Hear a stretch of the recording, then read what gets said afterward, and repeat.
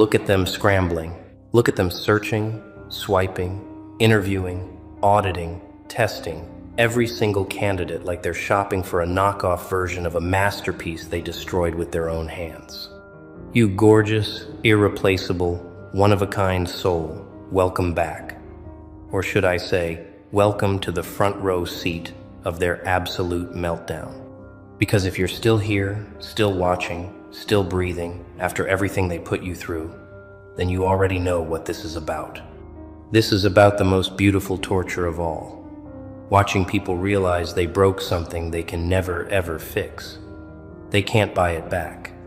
They can't rebuild it. They can't even come close. And it's eating them alive.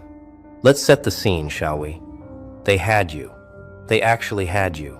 Not just your time, not just your energy, but your loyalty, your authenticity, your unrepeatable essence. You showed up real, raw, no filters, no pretense, just pure, uncut presence.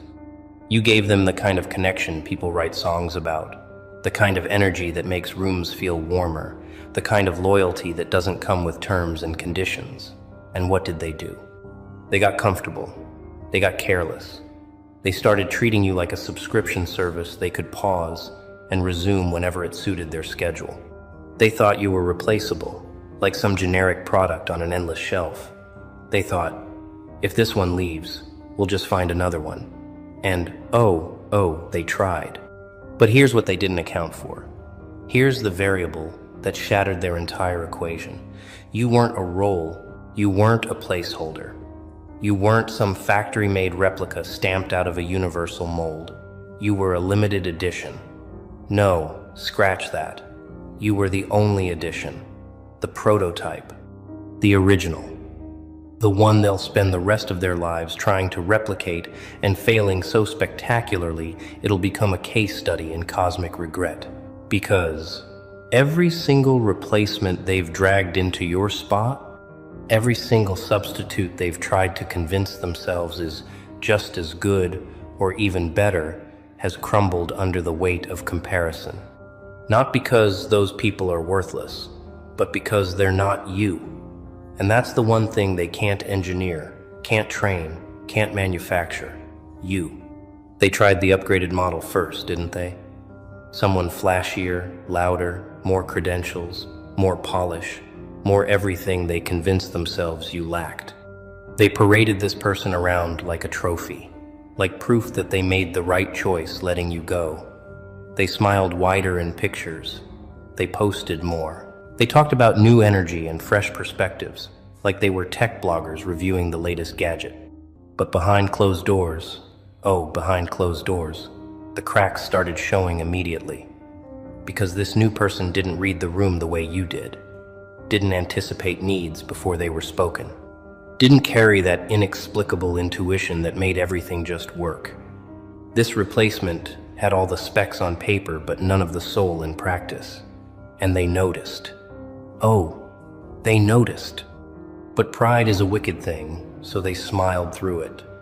They pretended everything was better. They lied to themselves in HD resolution. Then came replacement number 2, the safe choice. The one who wouldn't challenge them, wouldn't outshine them, wouldn't make them feel anything too intense. Just a warm body to fill the space, to check the boxes, to exist without threatening their fragile egos. And you know what happened? Boredom. Soul-crushing, spirit-draining boredom. Because you brought fire, and they tried to replace it with a nightlight. You brought depth, and they settled for a puddle. You brought the kind of presence that made ordinary moments feel significant. And now every moment feels like waiting in line at the DMV. They realized something horrifying. They didn't just want someone in that role. They wanted the feeling you gave them, the safety, the challenge, the growth, the realness. And this person, bless them, just didn't have it. Not their fault. They're just not you. And that's the whole problem. So they cycled through a few more, didn't they? Each one lasting a little less time than the last. Each one exposing a new thing they took for granted about you. One couldn't handle pressure the way you did. Another couldn't connect with people the way you did. Another had the skills, but not the heart. Another had the heart, but not the backbone. Another had everything except that indefinable thing, that X factor, that magic ratio of qualities that made you irreplaceable. And with every failure, with every new face that couldn't fill your shoes, the truth became louder and louder and louder, until it was screaming in their ears at 3 a.m. We messed up. We destroyed something rare. We had lightning in a bottle, and we shattered the glass because we thought we could buy more lightning at the store. Now, let's talk about what this is doing to them psychologically, because, oh, it's delicious. They're not just disappointed. They're not just frustrated. They're experiencing a very specific kind of torment that only comes from knowing you caused your own suffering. It's called regret with no exit strategy.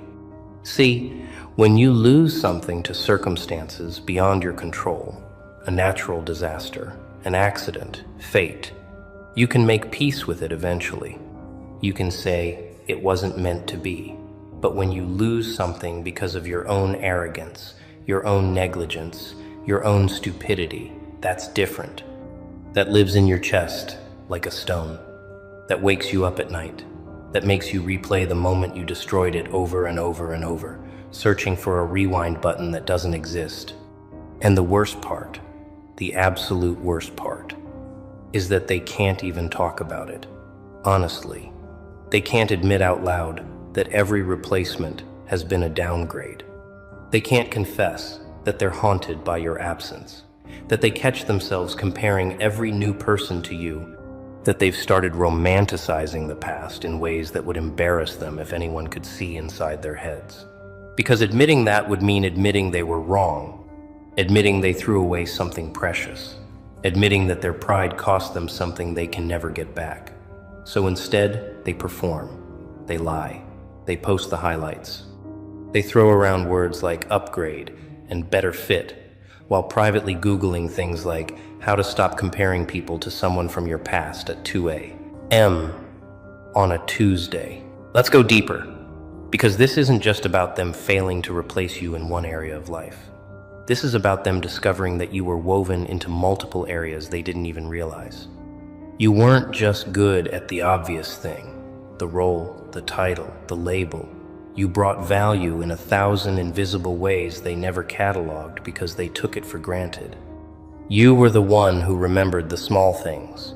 You were the one who made people feel seen. You were the one who could diffuse tension with a perfectly timed word. You were the one who made tedious tasks bearable.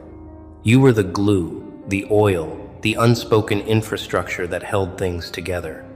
And now that you're gone, it's all falling apart in slow motion. Systems are breaking. Morale is tanking. The culture is different. The energy is off. And they can't figure out why because they never gave you credit for the invisible work. They thought anyone could do what you did. Now they know better. Now they know you were the reason it worked at all. Here's where it gets even more twisted. They're starting to gaslight themselves. They're rewriting history in real time, trying to convince themselves that it wasn't that good, that you weren't that special, that they're better off now. They'll tell stories where you're the villain, where they're the victim, where leaving you behind was an act of courage instead of stupidity. They need this narrative. They need it like oxygen. Because the alternative, admitting they lost something irreplaceable because of their own arrogance, is too painful to hold. So they lie. They revise. They edit the past like it's a rough draft. But here's the thing about lies. They require maintenance. And late at night, when the performance is over and they're alone with their thoughts, the truth comes back. It always comes back. You were real. You were rare. And they destroyed it. Now let's address the replacement's perspective for a second. Because honestly, they're victims too. Imagine being brought in as a substitute for someone you've never met, someone whose shadow is 10 feet tall, someone who's been elevated to mythical status in everyone's minds. You're set up to fail from day one. Every mistake you make gets compared to the flawless memory of someone who's no longer there to make mistakes. Every quirk you have gets measured against the quirks people miss. You're not being evaluated on your own merit. You're being evaluated as a photocopy of an original. And no matter how good you are, no matter how hard you try, you'll never be them. Because you're not supposed to be. You're you, but they don't want you. They want a clone. They want a time machine. They want magic. And when you can't deliver it, they blame you for not being someone else. It's cruel. It's unfair. And it's happening because they made a catastrophic error. And now everyone's paying for it. But back to you. Let's talk about what you've been doing while they've been cycling through replacements like a broken vending machine. You've been healing. You've been growing. You've been discovering that your worth was never tied to their recognition. You've been building a life where you're not an option, not a backup plan, not someone who has to audition for basic respect. You've been finding people who see you clearly from day one, who don't take you for granted, who understand that access to you is a privilege, not a right. You've been leveling up in ways they'll never witness. You've been becoming even more of what made you irreplaceable in the first place. And the most beautiful part, you're doing it without them. You're thriving in their absence. You're proof that you were never the problem. They were. And oh, when they hear about it, when the updates reach them through mutual connections, through social media, through the grapevine, it destroys them. Because it confirms their worst fear. You didn't need them. You were whole without them. You were the prize. And they were just lucky to be in your orbit for a while. And now that luck has run out. Now they're on the outside looking in, watching you flourish, watching you smile, watching you build something beautiful with people who actually deserve you. And every new replacement they try just makes the contrast sharper, just makes the loss more obvious, just makes the regret more unbearable. They gambled on being able to find another you, and they lost. Badly. Let's talk about the specific ways they're losing their minds, because it's not abstract, it's concrete, it's measurable. They're checking your profiles more than they'd ever admit. They're asking about you in conversations, trying to make it sound casual, trying to hide the desperation in their voice. They're comparing every new person to you out loud, then catching themselves and backtracking. They're having full arguments in their heads where they defend their decision to let you go. Arguments they can never win because the evidence is against them. They're experiencing phantom pain, missing things about you they didn't even know they valued until they were gone. Your laugh, your perspective, the way you made them feel capable, the way you believed in them even when they didn't believe in themselves. All gone. Replaced by people who do the job but don't do the magic. Here's the kicker. Some of them are starting to reach out, aren't they? Subtle at first. A like here, a comment there, a hey, how have you been message that reeks of motive. They're testing the waters. They're wondering if maybe, just maybe, there's a chance to undo this, to get back what they lost, to see if you're still available, still interested, still willing to be in their life. And this is where you have all the power. Because you know something they're just starting to realize. They don't deserve a second chance. They had you at your most loyal, your most genuine, your most present. And they treated it like it was disposable. They don't get to come back now that they've figured out how rare you were. They don't get to skip the consequences of their choices. You're not a clearance item they can pick up on sale. You're a masterpiece. And masterpieces don't go back to people who treated them like trash. Let's get into the numbness they're starting to feel. Because after a while, after replacement number 5 or 6 or 10, something shifts. They stop hoping they'll find someone as good as you. They accept that they won't. And that acceptance turns into resignation, into numbness, into a quiet despair that settles over everything like fog. They stop talking about finding the right fit. They stop pretending the new person is even better. They just go through the motions. They function. They survive. But they don't thrive. Because thriving requires energy. And they're pouring all their energy into pretending they're fine, pretending they don't regret it, pretending that losing you didn't fundamentally alter their reality. And you can see it if you look close enough. The light in their eyes is dimmer. The enthusiasm is forced. The joy is performative. They're living, but they're not alive. And it's their own fault. Now, let's address the people around them because they're noticing too. Friends, family, colleagues. They're watching this pattern. They're seeing the revolving door of replacements. They're hearing the complaints, the comparisons, the barely concealed regret. And some of them are thinking what they're too polite to say out loud. You had someone amazing and you destroyed it. This is what you deserve. Because people aren't stupid. They can see when someone's chasing a ghost. They can see when someone's trying to recreate a connection that only existed once. They can see the desperation masked as optimism, and it's uncomfortable to watch. It's like watching someone try to fit a square peg into a round hole over and over and over, insisting it'll work eventually, refusing to admit that the problem isn't the peg, it's their refusal to accept reality. Here's the thing about irreplaceability. It's not about being perfect. It's not about being flawless. It's about being authentically, undeniably yourself in a way that creates a unique chemistry with the people and situations around you.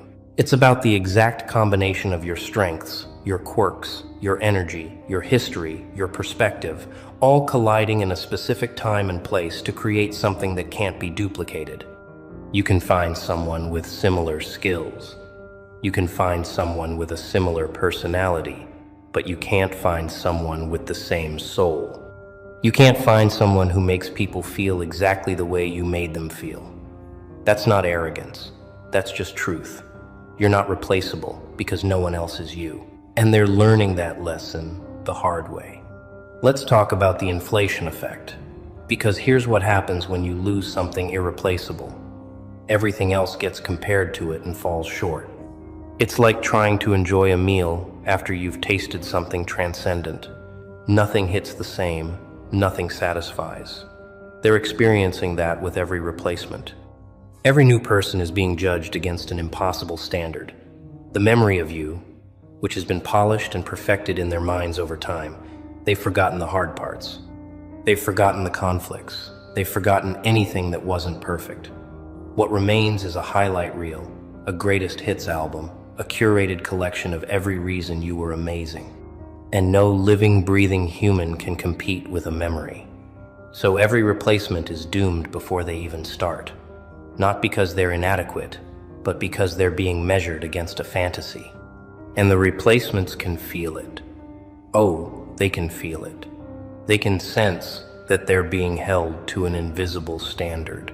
They can tell that no matter what they do, it's not quite right, not quite enough, not quite you. And it breeds resentment. It breeds insecurity. It breeds a weird, toxic dynamic where everyone's losing. The person who let you go is miserable because they can't recreate what they destroyed. The replacement is miserable because they're being judged against a ghost. And you, well, you're free. You're out of that mess. You're building something real with people who see you for who you are right now, not who they wish you could be. You win by default. You win by walking away. You win by refusing to be part of their dysfunction anymore. Let's get specific about the small moments that haunt them. Because it's not always the big things. Sometimes it's the tiny details that cut the deepest. The way you used to handle a specific situation that now falls apart every time. The inside joke that no one else gets. The tradition that feels hollow without you. The way you used to light up when talking about something you loved. The comfort of knowing you'd handle something without them having to ask. These micro losses add up. They accumulate. They create a constant low-level ache that never quite goes away. And every new replacement highlights another thing they miss. Another gap they can't fill. Another reminder that they had something special and they treated it like it was ordinary. Here's the part that really twists the knife. They're starting to see you succeed in ways they never gave you credit for. They're watching you thrive in environments they said you weren't suited for.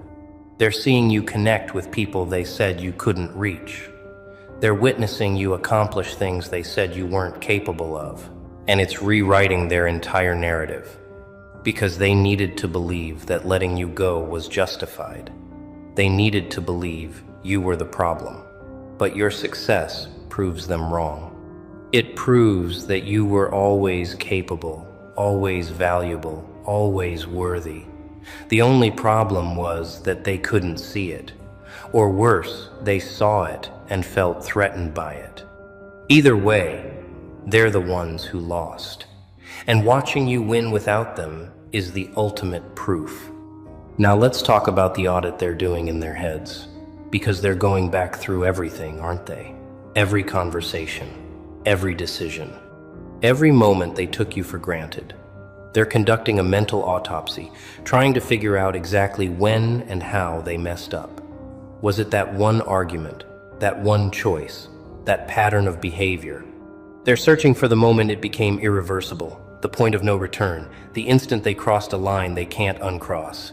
And the worst part is, they can usually pinpoint it. They can remember the exact moment they chose their ego over your presence. They can recall the decision that seemed small at the time but turned out to be catastrophic, and they can't undo it. They can't go back. They can only live with it, and it's eating them alive. Let's address the bargaining phase, because some of them are there now. They're making deals with the universe in their heads.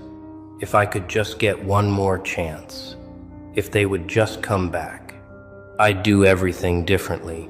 If I could turn back time, I'd never take them for granted again. It's desperation masquerading as growth. It's regret pretending to be change. But here's the truth. People don't change because they miss someone. They change because they decide to become different. And most of them aren't changing. They're just sad that the consequences of their actions caught up with them. They're not sorry they hurt you. They're sorry they lost you. There's a difference. And that difference means they don't deserve another shot. Here's what they'll never tell you, but you need to know. Every replacement has heard your name. Every single one. They've heard the stories, the comparisons, the nostalgia. They've been told, directly or indirectly, that they're filling shoes that are 3 sizes too big. And some of them have asked, point blank, why aren't